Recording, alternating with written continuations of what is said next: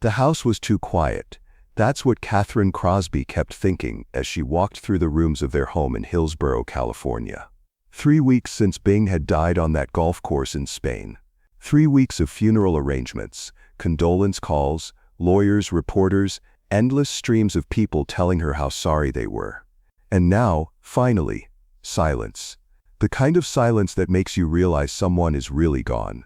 Kathryn was 43 years old. She'd been married to Bing for 18 years, had 3 children with him, thought she knew everything about the man she'd loved. But as she wandered through the house that October afternoon, she realized how many parts of this place she'd never really explored, how many spaces had been Bing's domain, off-limits, private. She found herself on the 2nd floor, standing in front of a door she'd seen 1,000 times but never opened.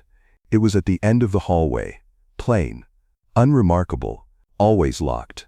She'd asked Bing about it once, years ago. "What's in there?" "Just work stuff, papers, boring business things, nothing interesting." "Can I see?" "Trust me, Kathryn, you'd be bored to tears, just contracts and tax documents."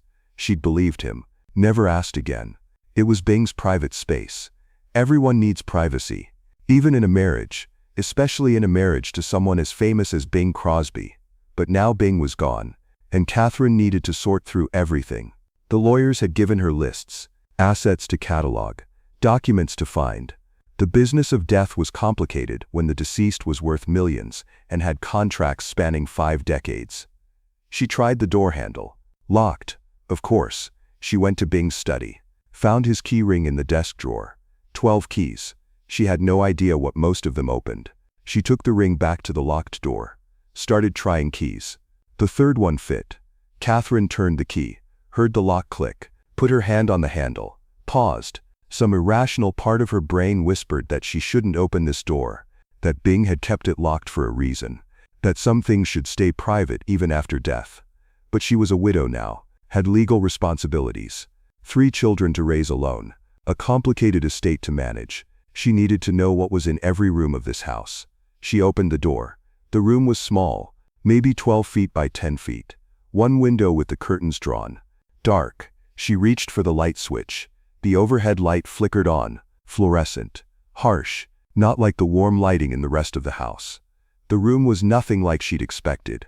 No luxury, no expensive furniture, just a simple wooden desk, 3 filing cabinets, and dozens of cardboard boxes stacked against the walls. The desk had a lamp, a pen holder, and a stack of envelopes. Nothing else. She walked to the desk, opened the top drawer. Files, alphabetized. She pulled one out at random. The tab read Morrison Family, Seattle, 1963. Inside was a handwritten letter. The paper was yellowed, the ink faded, dated March 15, 1963. It was from a woman named Ellen Morrison.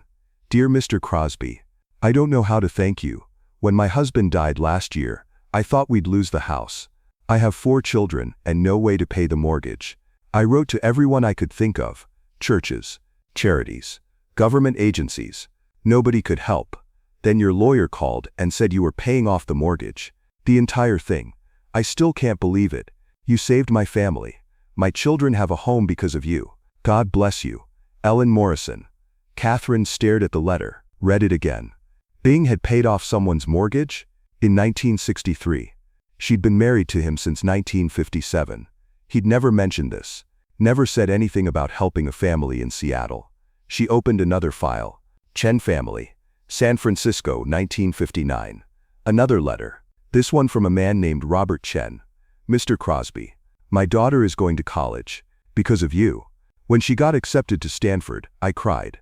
Not from joy, from despair. We couldn't afford it. I work in a restaurant. My wife cleans houses. We saved everything we could, but it wasn't enough. Then your office called. Full scholarship. 4 years. Everything paid. You don't know me. I don't know why you did this. But my daughter will be the first person in our family to go to college. Thank you doesn't seem like enough. Robert Chen." Kathryn's hands were shaking. She opened another file, then another, then another. Each one the same. A letter. A story. A life changed. Medical bills paid. Education funded. Homes saved. Families rescued. She moved to the filing cabinets. pulled open the first drawer. More files, hundreds of them, all organized by year and family name. She opened one from 1945, a letter from a soldier thanking Bing for paying for his mother's surgery while he was overseas. Opened another from 1950, a widow thanking Bing for buying groceries for her children after her husband died. Kathryn moved to the boxes, opened the first one. More letters, photographs too, pictures of children in graduation gowns, families standing in front of new homes, hospital patients giving thumbs up, all sent to Bing, all thanking him, all saying the same thing. You saved us. You changed our lives. You're our miracle. She opened box after box, hundreds of letters, thousands maybe, dating back to the 1930s. 40 years of secret generosity, 40 years of quietly helping people, never telling anyone, never seeking recognition, never asking for anything in return. Kathryn sat down on the floor. She was crying, not from sadness exactly, from shock, from confusion, from the overwhelming realization that she'd been married to a man she didn't really know. That the person she'd shared a bed with for 18 years had this entire secret life she knew nothing about. She picked up another letter at random, read it, picked up another, read it, picked up another. The stories were all different, but the theme was the same. Desperate people, impossible situations, no options left, and then Bing Crosby appearing out of nowhere, solving the problem, disappearing again. Most of the letters mentioned the same thing, that Bing's lawyer or assistant had contacted them, that Bing himself never made contact, that he helped anonymously, that the only reason they knew it was him was because someone told them or they investigated, that Bing never wanted credit, never wanted publicity, just wanted to help. Kathryn found a ledger in one of the desk drawers, opened it, columns of numbers, dates, names, amounts. She started adding them up in her head, stopped when she reached $1 million, flipped through more pages, realized the ledger only covered 5 years, realized there were more ledgers in the cabinet, realized that over 40 years, Bing had given away millions, plural, maybe tens of millions. She thought about their marriage, thought about how Bing had always been careful with money, not cheap, just careful, how he'd always said they should live within their means, not be flashy, not wasteful. She'd thought it was just his personality, his Depression-era childhood making him cautious. But now she understood. He wasn't being cheap. He was making sure there was money left over. Money to give away. Money to help people who actually needed it. She remembered conversations they'd had. Times when Bing had been gone for an afternoon and said he'd been running errands or meeting with his lawyer. She'd never questioned it, never thought it was unusual. Now she wondered how many of those errands were actually visits to this room. How many hours had he spent here, reading letters, writing checks, organizing files, living this secret life of generosity. There was a calendar on the wall. She walked over to it. It was from 1977, the current year. There were marks on certain dates. She looked closer, recognized some of the marks. Days when Bing had said he was playing golf or meeting friends. But next to each mark was a name.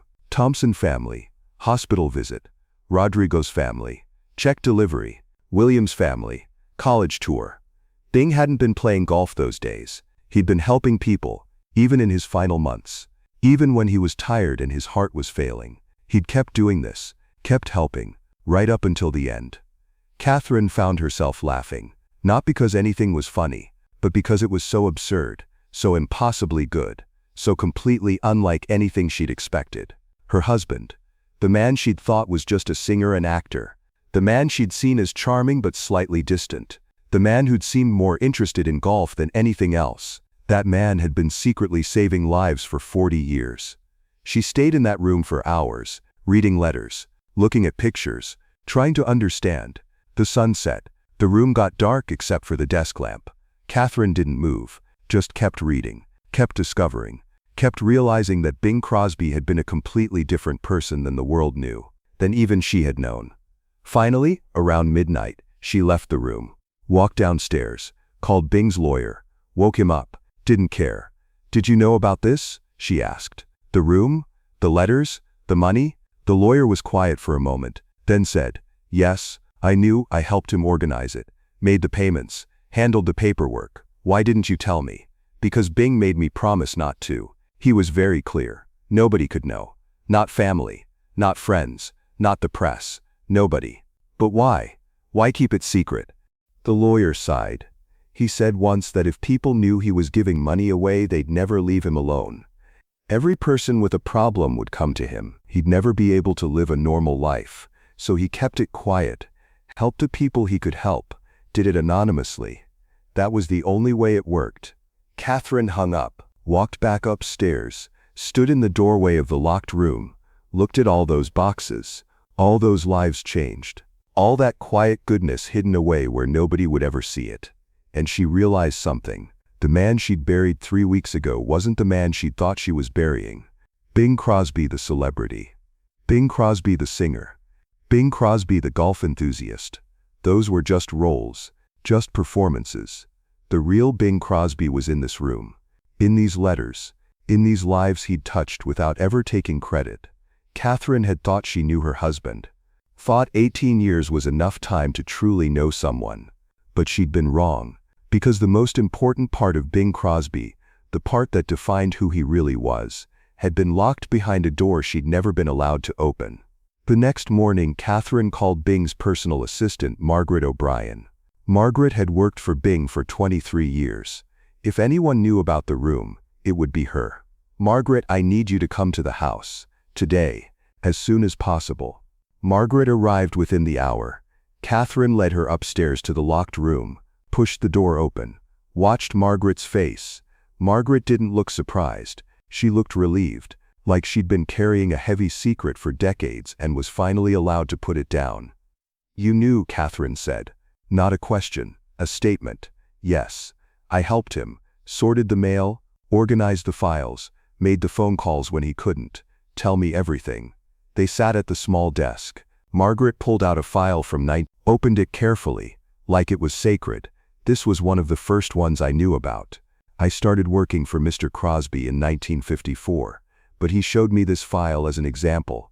The Donnelly family, Brooklyn, New York. Father died in a factory accident. Mother had 6 children under the age of 12. No income, no savings, about to be evicted. How did Bing find out about them? He read about it in a newspaper, just a small article, 3 paragraphs. Most people would have read it and felt bad for a minute and then moved on. But Mr. Crosby couldn't stop thinking about it. Those 6 children, what would happen to them? So he had me track down the family.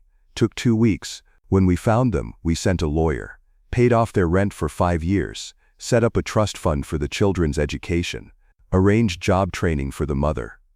Did they know it was Bing? Not at first. The lawyer said it was from an anonymous donor. But the mother was persistent, wanted to know who to thank. Eventually she figured it out, wrote him a letter. Margaret pulled the letter from the file. Kathryn read it. The mother's handwriting was shaky, emotional. She wrote about her children, how they'd been sleeping on the floor because they'd sold the beds to pay rent, how she'd been feeding them watered-down soup for weeks, how she'd prayed for a miracle and God had sent Bing Crosby. "What happened to them?" Kathryn asked. Margaret smiled. "All 6 children went to college. One became a doctor, one became a teacher, one opened a small business. The family sent Mr. Crosby updates every Christmas, pictures of graduations, weddings, grandchildren. He kept everything." Kathryn looked at the filing cabinets. Hundreds of families, hundreds of stories like this one. How did he choose who to help? There wasn't really a system, at least not a formal one. He read newspapers constantly, local papers from cities all over the country. When he was on tour, he'd buy papers in every town, looking for stories, small articles about people struggling, fires, medical emergencies, accidents, things that destroyed families financially. Most celebrities would ignore that stuff. Mr. Crosby collected it. Margaret pulled out another file. The Patterson family, 1962, house fire in Ohio. Parents and 4 kids escaped but lost everything. No insurance. Community did a fundraiser, raised about $2,000, nowhere near enough to rebuild.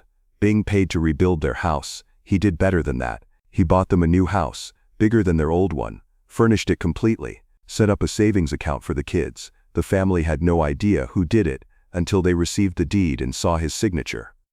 Kathryn was starting to understand the scope. This wasn't just occasional generosity. This was a systematic operation, a second career that Bing had run in parallel with his entertainment work. How much time did he spend on this? hours every day. Even when he was working on films or doing concerts, he'd come to this room early in the morning or late at night, read letters, make decisions, sign checks. He was more dedicated to this than almost anything else, more than his career. Margaret nodded. Mr. Crosby told me once that singing was what he did for a living. This was what he did for a purpose. Kathryn felt tears building again. She'd spent 18 years seeing Bing as somewhat detached, focused on work and golf, present but not entirely engaged. Now she realized he'd been engaged, just not in the ways she'd understood. His heart had been in this room, with these families, living a life of service she'd never been allowed to see. Why didn't he tell me? The question came out as a whisper. Margaret was quiet for a moment, then said, I think he was afraid. Afraid of what? That it would change how you saw him. Mr. Crosby didn't want to be admired for this. He didn't want gratitude or recognition. He just wanted to help, and he knew that if anyone found out, even family, it would become a thing. People would make a big deal out of it, want him to do more, publicly. He'd lose the privacy that made it possible. Kathryn understood, but it still hurt. 18 years of marriage, and he couldn't trust her with this. There's something else you should know, Margaret said. She pulled out a different file. This one had Kathryn's name on it. Kathryn opened it. Inside was documentation of college scholarships, 5 of them, all given anonymously to students at the high school where Kathryn had taught before marrying Bing. He did this? Every year since you got married, you'd mention a student who was struggling, who wanted to go to college but couldn't afford it. Mr. Crosby would have me arrange a scholarship, anonymous, from a fictional foundation. Those students never knew it came from him. You never knew it came from him. Kathryn couldn't speak. She thought about those students. Jennifer Martinez, who'd become a nurse. David Kim, who'd become an engineer. Sarah Johnson, who'd become a social worker. She'd celebrated their scholarships with them, told them how proud she was, never knowing her own husband had made it possible. He was listening, Margaret said softly. Every time you talked about your students, every time you worried about them, he was listening and doing something about it. Over the next week, Kathryn lived in that room, read every letter she could find, learned about hundreds of families, the single mother in Detroit whose son needed surgery, the elderly couple in Arkansas who were about to lose their farm, the young widow in Seattle with 3 children and no job skills, the veteran in Philadelphia who couldn't afford prosthetics, the teacher in Mississippi who'd lost her home in a hurricane. Bing had helped all of them, quietly, efficiently, without fanfare. She found receipts for hospital bills, mortgage payments, tuition, medical equipment, wheelchairs, hearing aids, even smaller things, groceries for families during hard times, Christmas presents for children whose parents couldn't afford them, school supplies, winter coats, shoes. The amounts varied, sometimes $50,000 for a surgery, sometimes $300 for a month's rent. Bing didn't seem to distinguish. A problem was a problem. If he could solve it, he did. Kathryn found a letter from 1968. A man named Thomas Reed, writing from prison. He'd been convicted of robbery, spent 5 years inside. During that time his wife had died and his children had been placed in foster care. When he was released, he tried to get them back but couldn't afford a lawyer. He'd written to dozens of organizations. All said no. Then Bing's lawyer called, paid for the legal fees. Thomas got his children back. The letter was written 3 months after the reunion. Thomas wrote about taking his kids to the park, making them dinner, tucking them into bed, simple things that felt like miracles. I don't know why you helped me. Thomas wrote, I'm an ex-con. I made terrible mistakes, but you gave me a second chance to be a father. That's worth more than all the money in the world. Kathryn found herself crying again. Bing had helped an ex-con, someone most people would have ignored or judged, but Bing had seen past the crime to the person trying to rebuild. She found another pattern in the files, follow-ups. Bing didn't just help once and disappear. He'd check in, have Margaret send letters, ask how people were doing. If they needed more help, he'd provide it. Some families had files spanning a decade, multiple interventions, sustained support. There was a family in Texas, the Johnsons. Father had been paralyzed in a car accident in 1965. Bing paid for the medical bills, then paid to modify their house for wheelchair accessibility, then paid for physical therapy, then funded the education of their 3 children. The last letter in the file was from 1977, just months before Bing died. The father writing to say his daughter had graduated medical school, thanking Bing for 17 years of support. Kathryn found Margaret one afternoon, asked the question that had been building. How much did he give away? Total, over all the years. Margaret pulled out a ledger, the master record, flipped through pages of entries, did some calculations. Approximately $18 million that we have records of. There may have been cash donations we didn't document. 18 million, in an era when that was real money, when the average house cost $20,000. Bing had given away enough money to buy 900 houses, and he'd done it secretly, while still supporting his family, while still being a successful entertainer, while still living a seemingly normal life. What happens now? Margaret asked. Are you going to tell people? The press would love this story. Kathryn thought about it, thought about how proud the world would be, how Bing's legacy would change. He'd go from being remembered as a singer to being remembered as a humanitarian. His name would be on buildings, foundations, awards. But then she thought about what Bing would want, and she knew he wouldn't want any of it. He'd kept this secret for 40 years, died with it secret. The only reason she knew was because she'd opened a door he'd never intended to be opened. No, Kathryn said, we're not telling anyone. Are you sure? This could change how people see him. That's exactly why we're not telling. Bing didn't do this to change how people saw him. He did it because it was right, because he could, because those families needed help. Making it public would betray everything he believed in. Margaret nodded, smiled slightly. He'd be proud of that decision. But Kathryn made another decision too. The giving wouldn't stop. She asked Margaret to help her continue the work. They'd keep reading letters, keep finding families, keep helping, quietly, anonymously, the way Bing had always done it. Over the next months, Kathryn learned how to do what Bing had done. She read newspapers, found stories, investigated families, wrote checks, arranged for lawyers to make contact. She wasn't as wealthy as Bing had been, couldn't give away millions, but she could give what she had, could continue the work he'd started. She found a story about a single father in Oregon whose daughter needed a wheelchair. Cost $12,000. Insurance wouldn't cover it. The family was trying to fundraise, had raised $800 in 6 months. Kathryn wrote a check for the full amount, had her lawyer deliver it anonymously. 2 weeks later, she received a letter. The father writing to an unknown benefactor, describing how his daughter had cried when the wheelchair arrived, how she'd been able to go to school for the first time in months, how their lives had changed.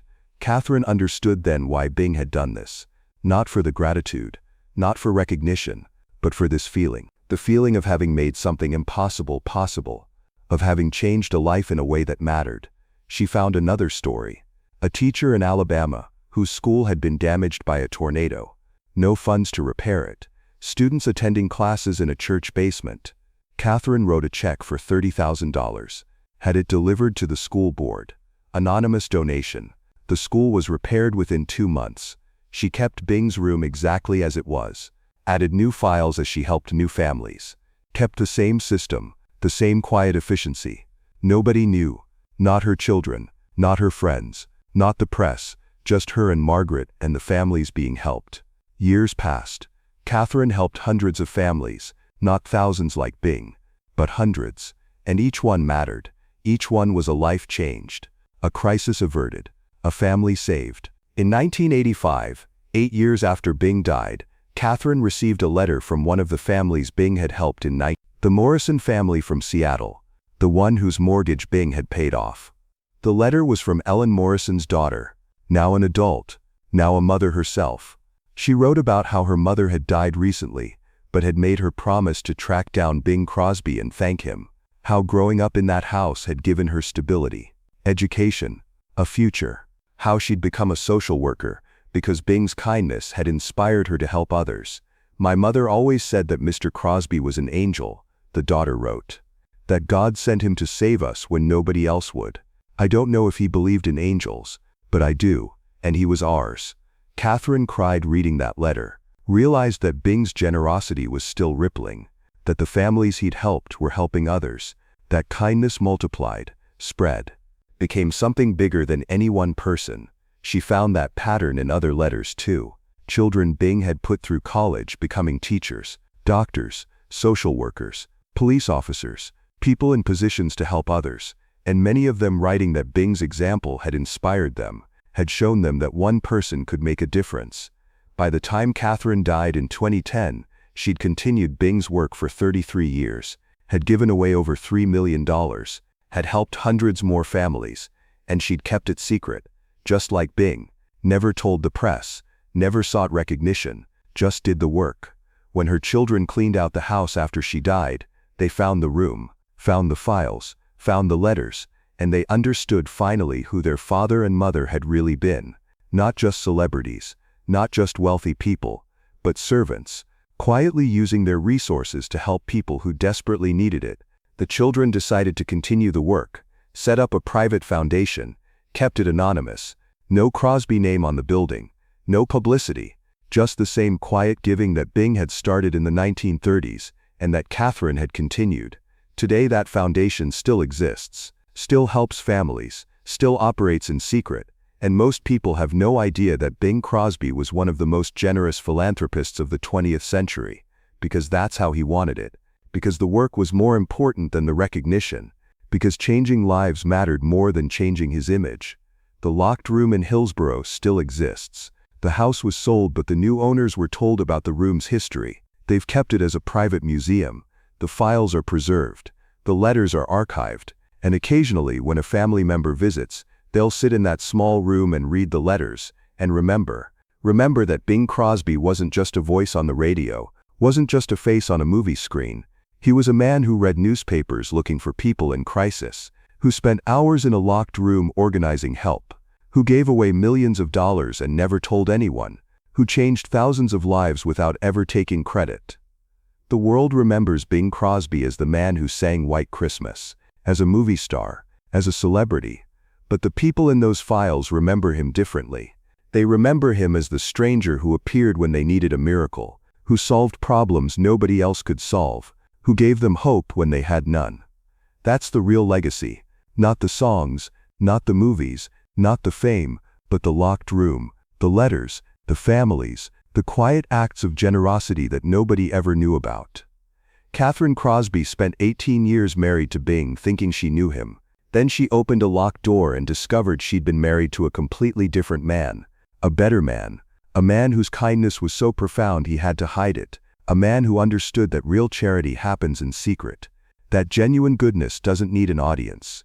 And she spent the rest of her life trying to be like him, trying to live up to the example he'd set, trying to help the way he'd helped, quietly, anonymously, without expectation of recognition or reward.